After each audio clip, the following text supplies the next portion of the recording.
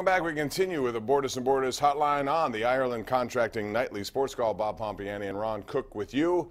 412-575-2600. We have a lot of people on the line, so let's get right to it. And we will begin with John in Greentree. Hey, thanks for taking my call, man. How you doing, man? How you doing? All right, John, what's up? Good win by the Penguins, man, in the shootout. I like when they win in games. Happy holidays, man. Happy holidays. All right, you too, John. And here's a weird thing about shootouts. They needed a win. They needed 2 points. You very seldom see shootouts anymore in the NHL. Tonight there were at least 4 of them, Ron, and 2 other games went to overtime. Typically, you don't get to a shootout. I love the overtime. I love the 3-on-3. Best 5 minutes in sports. You see, there's so much talent out there, and it's a lot of fun. And to me, I know it's not typical hockey, and it's not how you want to decide playoff games. But, man, it sure beats a tie or even the shootout for me. Yeah, and that's one of the best things the NHL ever did. I'd love to see it even, well, I'm not going to say 10 minutes, but, I love that as opposed to a shootout. And I know some people still like the shootout, but I'm to the point now where I love that up-and-down action. Jack Johnson hit a goalpost there. There was also tremendous opportunities by Sidney Crosby, who was on the ice for 3 minutes. There's so much ice out there. Yeah. And so much skill surfaces. When you have Malkin and Crosby out there and Letang, there's so much skill and so much ice, they can do their thing. All right, let's go out to Andrew in Castle Shannon. What's up, Andrew? Hey, Bob, Ron. Happy holidays, guys. You too. Thanks. Question for Ron, actually, in regards to the end of college football season. I was curious to know, does he have any regret not voting for Larry Fitzgerald for Heisman after the career he's had? I just wrote about this last Sunday. It was published the other day. I wrote about it. It was an easy call for me, so I'm not going to rehash it. I mean, it's a quarterback on a national championship contender versus a wide receiver on a 4-loss team. It's not necessarily the best player who does better in the pros. It's who has the best college season. It was a very easy decision for me. Wow. Okay, let's go out to Angelo in Monroeville. What's up, Angelo? How are you? Good. I called before, maybe a year ago, right after the season ended last year. Mm-hmm. And I can't remember my question, but I have 2 questions tonight about the Steeler game. All right. I believe the Steelers, on 93.7, they were saying were the Steelers picked on by the officials. I believe they were, because if you review back to the first quarter, when Eli Rogers got the very first touchdown in the first quarter, the referees come on the field trying to pick on the Steelers. I got the impression of. No, I think that's a wrong impression. Listen, I think the calls are so bad right now because that rule leaves open so much interpretation.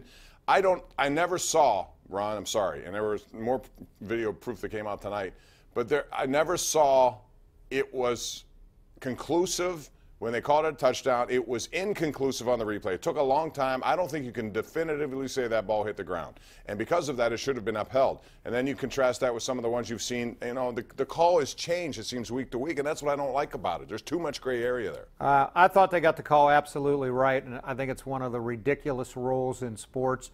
Mike Tomlin said it needs revisited. All the experts, I heard Tony Dungy say, right call, dumb rule. Bill Cowher said, right call, dumb rule. They all thought they had it right based on the rule, but that doesn't mean that the rule doesn't need to be changed. But they all thought it was also a touchdown. Tony Dungy said it was a touchdown. No, he said it in any other level of sports. It's a touchdown. Football, but not in the NFL. He said they got it right. What he's saying is it's a touchdown. That's what he said. That's not what he said. He said in every other level it's a touchdown. But it's not the way the rule is in the NFL. Change the rule. They're going to have to change the rule. But the officials got it absolutely right in New York. The ball was on the ground. He did not finish the catch. Now, was it a touchdown? In my mind, absolutely, because he crossed the plane with the ball. But that's not what the rule says, Bob. He made a football play, Ron. He made a football play. Then you talk Tony Dungy and Cowher and those guys. They're all wrong. What's his name? Brian Billick. Billick? He said it was the right call. Bad rule. It's a touchdown. He made a football move. I'm sorry. I don't know why we keep talking about this. Why did you call and rile us up, Angelo? Let's go out to David in Finleyville. Hey, David, how you doing? Fine, thanks. How about yourself? All right, thanks what's on your mind? My call. I'd like to ask your opinion and Ron's opinion. If you were Tomlin, how would you approach the Patriots the second time when they meet together? Would you change anything? I'd change. I'd figure out, try to stop Gronkowski some way, because you can't let him get 168 yards in those big plays. And I don't know.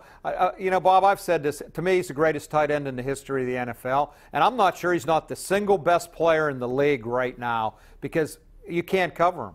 He is such a mismatch because of that size and speed.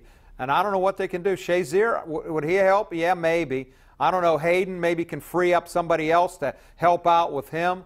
But they got to figure out that. Other than that, I thought they played a really strong game until the very end. They did, and then they had confusion, and that's really unacceptable given what was at stake there. That first call should either. Todd Haley said it today. He said, "Look, our receivers are instructed. If you don't think you can get out of bounds, and drop the pass and make it incomplete." And that did not happen. Darius Hayward-Bay thought maybe their guy made a great tackle. On the but you're not supposed to. No, you're not. You're right. I mean, it wasn't. And Ben can't throw an interception. Under any circumstance, he can't throw an interception. All right. I want to get this. This is an interesting tweet here by Kevin Davis. We take your tweets at KD Pomp, at Ron Cook PG. He says 3-on-3 is great. Crosby pretty good, but how great would Lemieux have been on 3-on-3? Oh, man. I would have loved to have seen that. And Mario Lemieux with all his dangling moves, boy, that would have been something. And I'm sure if he ever had a thought about it, he's probably saying, man, I wish I could have played during this. Would have been great. There's There's so much ice, and it just makes it so much fun. Yeah. Wide open. We're due for a break. It's 412-575-2600. Keep the calls coming. We're right here live on Pittsburgh CW.